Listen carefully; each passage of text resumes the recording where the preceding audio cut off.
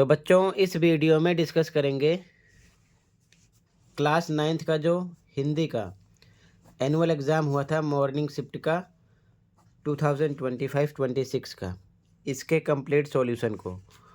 तो morning shift वाले बच्चे सॉल्यूशन देख सकते हैं, इवनिंग शिफ्ट वाले बच्चे अच्छे से प्रैक्टिस कर सकते हैं, ठीक है, क्योंकि इनका एग्ज़ाम है। ध्यान से देख लो। फ़िलहाल अभी तक जितने पेपर हुए हैं सभी के सॉल्यूशन दोनों शिफ्ट के मॉर्निंग इवनिंग के अपलोड हैं। कमेंट में प्लेलिस्ट की लिंक मिलेगी, ओपन करके अपने स्कोर चेक कर सकते हो तो कर लेना, ठीक है। सीधा आ जाओ क्वेश्चन पर।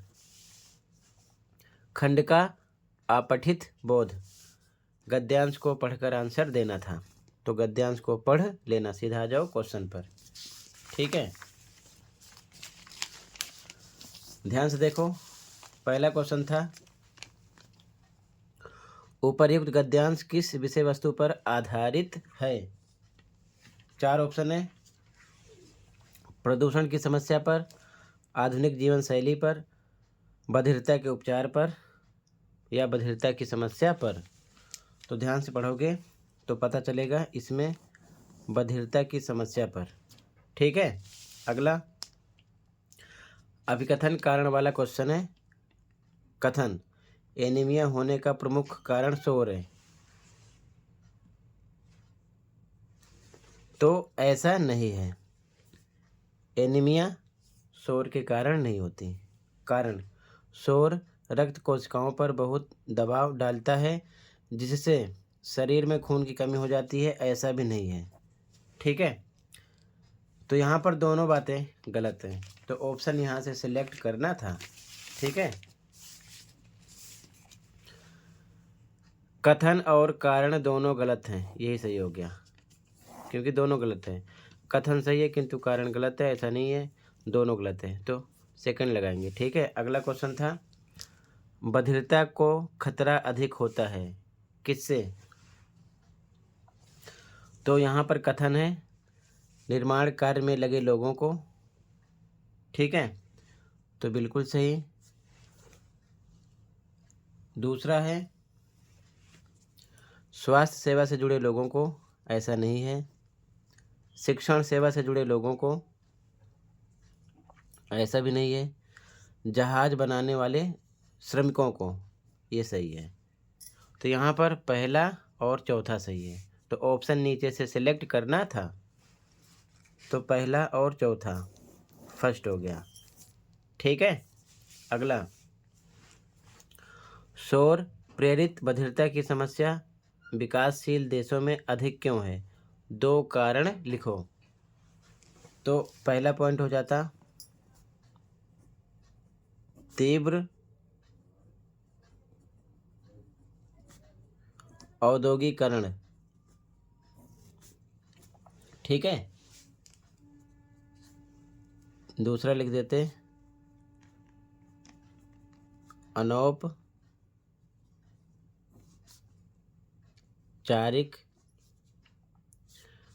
क्षेत्र के विस्तार, या इससे अलग भी लिख सकते थे, ठीक है। इसके बाद में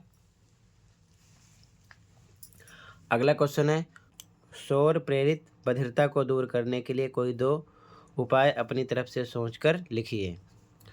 तो मान लो पहला उपाय हो जाता नियमित रूप से कान की जांच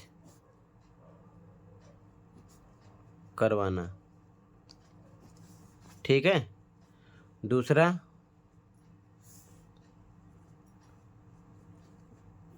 शोर वाले स्रोतों से दूरी बनाना, ठीक है। इससे अलग भी आप लिख सकते थे, ठीक है, अपने अकॉर्डिंग।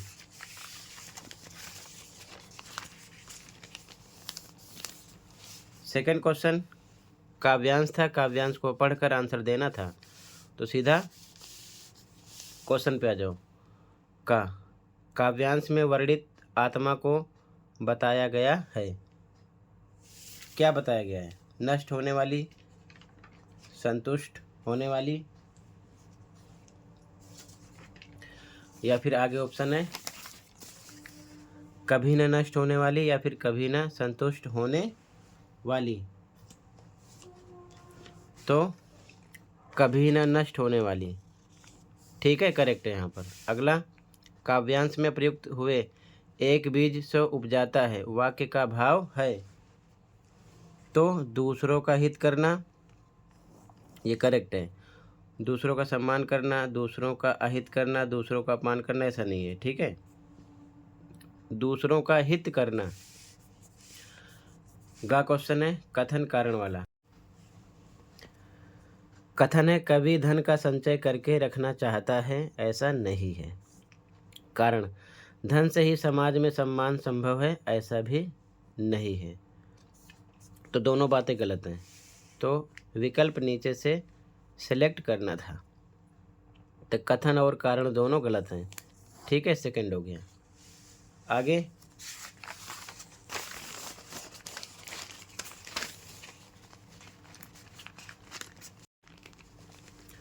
अगला क्वेश्चन है कवि जीवन का कैसा उपयोग करना चाहता है। तो लाइन लिखना था कवि जीवन का उचित उपयोग करना चाहता है, लाइन ऐसे जोड़ लेते। ऐसा न कर पाने की स्थिति में क्या संभव है।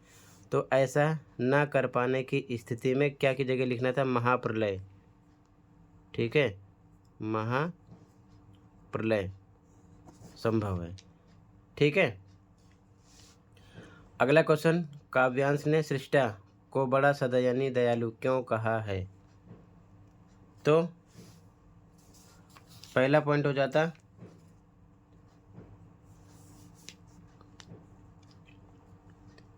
क्योंकि सृष्टा ही प्रत्येक जीव की जरूरत को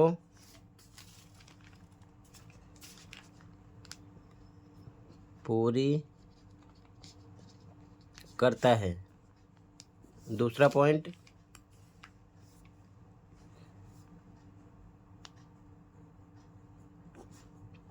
सृष्टा की कृपा से जीवन निरंतर आगे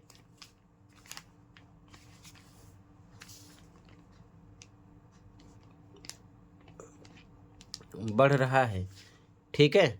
इससे अलग भी लिख सकते थे। अब अगले क्वेश्चन पे आ जाओ। उपसर्ग प्रत्यय वाला क्वेश्चन, कोई चार करना था। कह रहा है पराजय शब्द में प्रयुक्त मूल शब्द अलग करके लिखिए। तो उपसर्ग आगे होता परा, उपसर्ग हो गया, मूल शब्द हो गया जय, तो इसका आंसर था जय। लालिमा में प्रत्यय बताना था, लास्ट में आता है प्रत्यय, लालिमा लास्ट में ईमा। उपसर्ग से एक शब्द, तो उपकार, कोई अलग भी लिख सकते थे। अगला क्वेश्चन है आलू प्रत्यय से एक शब्द बनाइए। तो हो जाता दयालु, ठीक है। अगला क्वेश्चन, किसी शब्द के अंत में लगकर अर्थ बदलने वाले शब्द या शब्दांश को क्या कहते हैं। तो क्या कहते हैं, अंत में है तो प्रत्यय, ठीक है। अगला समास पर आधारित प्रश्न था। पहला, महात्मा पद का समास विग्रह लिखिए। तो विग्रह करना था, हो जाता महान है जो आत्मा। अगला, देशभक्त पद में प्रयुक्त समास भेद है। तो देशभक्त इसमें है तत्पुरुष समास। दिन रात पद में प्रयुक्त समास भेद है। तो दिन रात द्वंद्व समास, ठीक है। माता पिता, अमीर गरीब, ये सब द्वंद्व समास के उदाहरण है। अगला, चार राहों का समूह के लिए समस्त पद क्या हो जाता है, 4 राहों वाला यानी कि चौराहा। ठीक है। अगला तत्पुरुष समास का एक उदाहरण, तो क्या होता है, राजपुत्र, राजपुत्र। ठीक है। आगे अर्थ की दृष्टि से वाक्य भेद। ठीक है। महादेवी तुम कविता लिखती हो, तो यहाँ पर महादेवी तुम कविता लिखती हो, क्वेश्चन मार्क आ गया ना, तो प्रश्नवाचक हो गया, प्रश्नवाचक। लेकिन यहाँ पर महादेवी क्या तुम कविता लिखती हो क्या लगना था। ठीक है। क्वेश्चन में फिलहाल क्वेश्चन मार्क है, इस वजह से प्रश्नवाचक लिखा गया। ठीक है। तब क्वेश्चन बनता महादेवी क्या तुम कविता लिखती हो। अगला झूरी रोकता तो हीरा मोती रुक जाते, तो इसमें संकेतवाचक है। ठीक है। अगला सुमति ने थुक्पा खा लिया होगा, तो इसमें संदेहवाचक है। ठीक है। अगला तुम फोटो का महत्व नहीं समझते, इसको प्रश्नवाचक बनाना है। ठीक है। तो इसका हो जाएगा क्या तुम फोटो के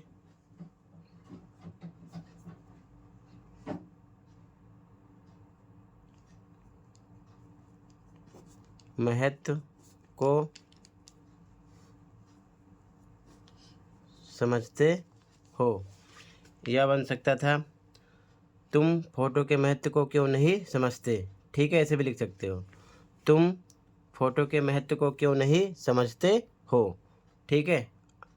इसके बाद में अगला था आज्ञावाचक वाक्य का एक उदाहरण लिखिए, तो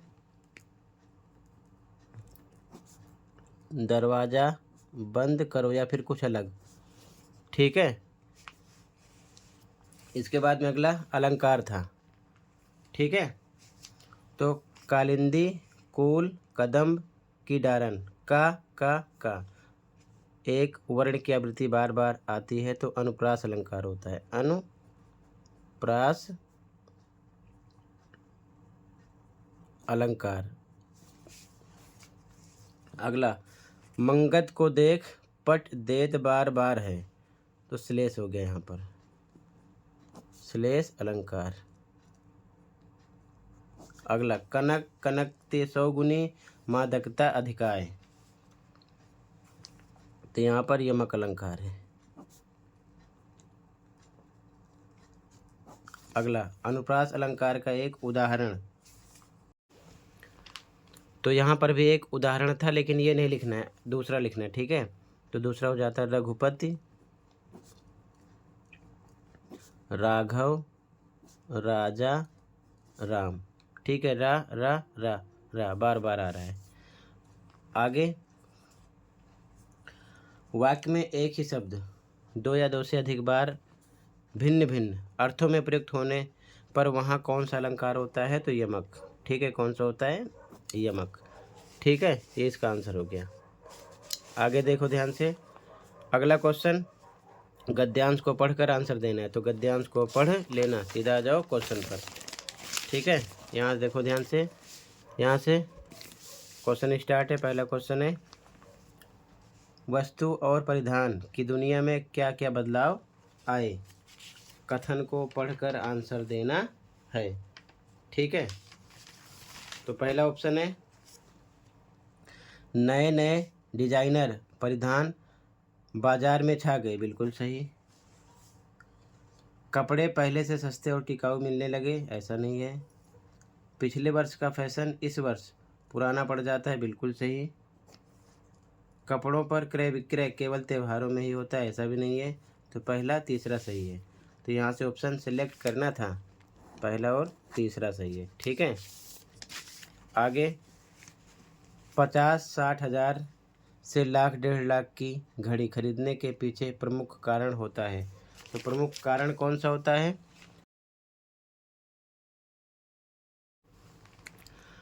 अपनी प्रतिष्ठा दिखाना, यही कारण है। दुकानदार की मदद करना ऐसा नहीं है, रुपयों की बचत करना ऐसा नहीं है, अपनी सादगी दिखाना ऐसा भी नहीं है। ठीक है, अगला अभिकथन कारण वाला क्वेश्चन था। अभिकथन, लोगों को संगीत की समझ हो या ना, लेकिन कीमती म्यूजिक सिस्टम रखना ज़रूरी लगता है। बिल्कुल सही। कारण, कीमती म्यूजिक से मन को शांत रखने में सहायता मिलती है, ऐसा नहीं है। तो कथन सही है, कारण गलत है। ठीक है, तो फर्स्ट सही था, कथन सही है, कारण गलत है। ठीक है, आगे गद्यांश के अनुसार 5 सितारा अस्पतालों में जाने पर निम्नलिखित कथनों को पढ़कर उचित विकल्प का चयन कीजिए। तो क्या होता है? अच्छे इलाज का अवसर मिलता है, बिल्कुल सही। अच्छी सुख सुविधाओं का अवसर मिलता है, बिल्कुल सही। आगे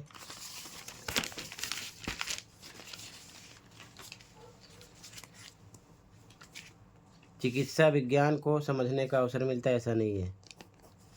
दूसरों के सामने गर्व करने का अवसर मिलता है, बिल्कुल सही। तो पहला, दूसरा, चौथा सही है। तो कौन सा ऑप्शन हो जाएगा? पहला, दूसरा, चौथा। आगे अगला क्वेश्चन, उपर्युक्त गद्यांश महंगी वस्तुएं खरीदने का समर्थन करता है, ऐसा नहीं है। सस्ती वस्तुएं खरीदने का समर्थन करता है, ऐसा नहीं है। पुरातन जीवन शैली पर व्यंग करता है, ऐसा नहीं है। दिखावे की संस्कृति पर व्यंग करता है, बिल्कुल सही। तो इसमें फोर्थ ऑप्शन सही था। इसके आगे क्वेश्चन देखो, क्वेश्चन नंबर 8। अभी डायरेक्ट आंसर की में कंप्लीट आंसर देखना, ठीक है। और ये क्वेश्चन, इसके बाद में क्वेश्चन 9 पठित पद्यांश था, पढ़ लेना, सीधा क्वेश्चन पे हो। पहला क्वेश्चन, प्रस्तुत कविता में कवि किस भूमिका में है? तो कर्मचारी, कैदी है। ठीक है, ये करेक्ट है। आगे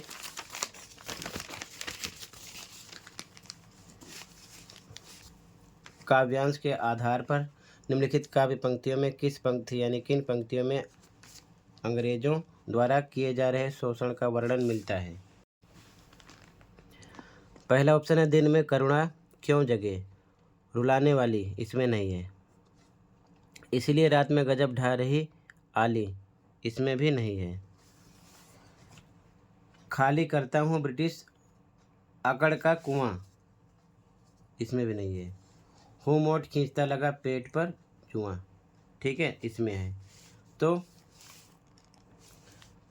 केवल यहाँ पर आपका चौथा सही है, तो बी करेक्ट हो जाएगा।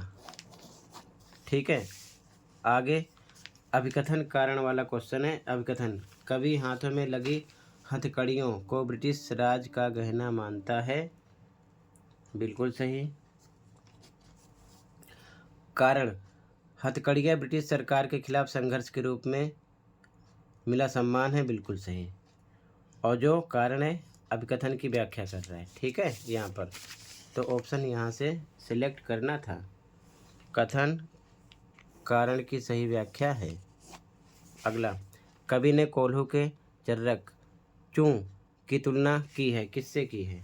जीवन की तान से। अगला, कवि कैद में मिलने वाले अत्याचारों को सहकर क्या खत्म करना चाहता है? तो थर्ड राइट हो जाएगा, ब्रिटिश सरकार की अकड़। ठीक है, इसके बाद में क्वेश्चन 10 क्वेश्चन आंसर है, देखो ध्यान से, आंसर की में भी आंसर देखना, ठीक है। पहले क्वेश्चन देख लो ध्यान से, ठीक है। फिर क्वेश्चन नंबर 11 50 से 60 शब्दों में लिखना था। क्वेश्चन नंबर 12 एक अनुच्छेद लिखना था, ठीक है। यहाँ पर आप देख सकते हो 13 में पत्र लिखना था, ठीक है, चॉइस थी। इसके बाद में 14 में आपको ईमेल या फिर लघु कथा लिखनी थी। इसके बाद में आपको 80 शब्दों में संवाद या फिर सूचना तैयार करना था। तो क्वेश्चन पेपर कंप्लीट हो गया। अब डायरेक्ट देख लो कंप्लीट पेपर की आंसर की, ओके। तो बच्चों ये इस पेपर की आंसर की है, ठीक है। ध्यान से देखते चलो सॉल्यूशन को, यहाँ से कंप्लीट पेपर का सॉल्यूशन। क्वेश्चन 1 में का आंसर, खा का आंसर, ठीक है। राइट ऑप्शन लिखा है, गा का आंसर, घा का आंसर, ठीक है। और इसका आंसर मैंने लिखकर बता दिया है, तो नोट कर लेना। क्वेश्चन 2 में का आंसर, खा का आंसर, गा का आंसर, घा का आंसर, ठीक है। ये सब मैंने लिखकर बता दिया है, ठीक है। इसके बाद में खंड खा स्टार्ट हुआ। क्वेश्चन 3 में का आंसर, खा का आंसर है ये, ठीक है। गा का आंसर, घा का आंसर, और ये अंगा का आंसर। क्वेश्चन नंबर 4 का आंसर है, फर्स्ट, सेकंड, थर्ड, फोर्थ, 5 का आंसर मेंशन है, ठीक है।